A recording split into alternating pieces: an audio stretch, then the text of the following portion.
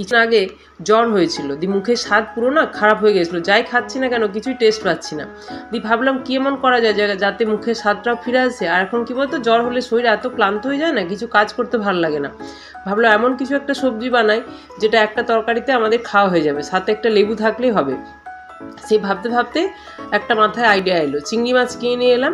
দিয়ে চিংড়ি মাছ দিয়ে কী করে আমি ডাল বানিয়েছি সেটাই তোমাদের আজকে দেখাবো।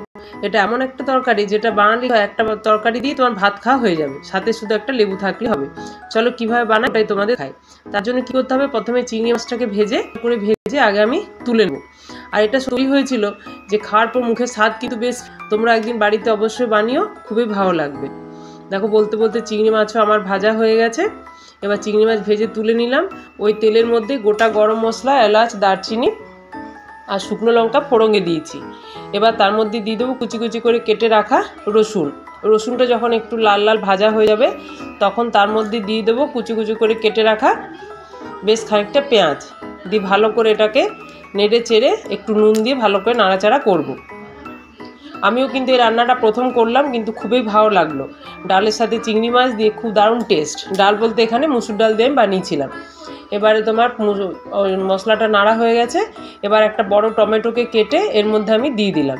তার মধ্যে যে যেরকম লঙ্কা খাবেন সেই লঙ্কা এর মধ্যে দিয়ে দিতে হবে।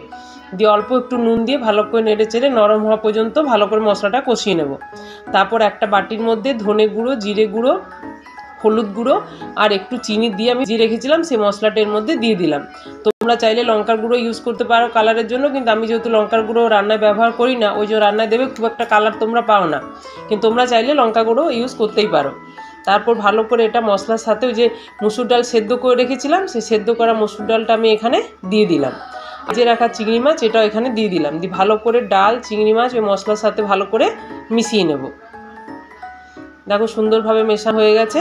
এবার উপর থেকে বেশ খানিকটা ধনেপাতা আমি এখানে ছড়িয়ে দেবো। এটা এমন একটা তরকারি যেটা তোমার দুপুরে ভাতের সাথে খেতেও খুব ভালো লাগবে, আর রাত্রিবেলায় যদি মনে করো রুটির সাথে আমি খাবো তাতেও কিন্তু খুব ভালো লাগবে। আমার রান্নাগুলি যদি তোমাদের ভালো লেগে থাকে অবশ্যই আমার চ্যানেলটিকে সাবস্ক্রাইব করে আমার পাশে থেকো, আর যদি ফেসবুক থেকে দেখছো অবশ্যই আমার চ্যানেলটিকে ফলো করে রেখো। এবার উপর থেকে একটু ঘি দিতে হবে, ঘি দিলে দারুণ গন্ধ। একটু ঘি, ধনেপাতা দিয়ে কিছুক্ষণ চাপা ঢাকা দিয়ে রেখে দিলেই রান্না কিন্তু রেডি।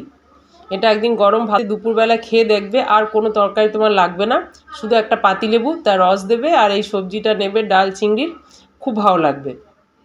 এভাবে একদিন অবশ্যই বাড়িতে বানিও, আমাকে কমেন্টস করে জানিও তোমাদের রান্নাগুলো কেমন লাগছে।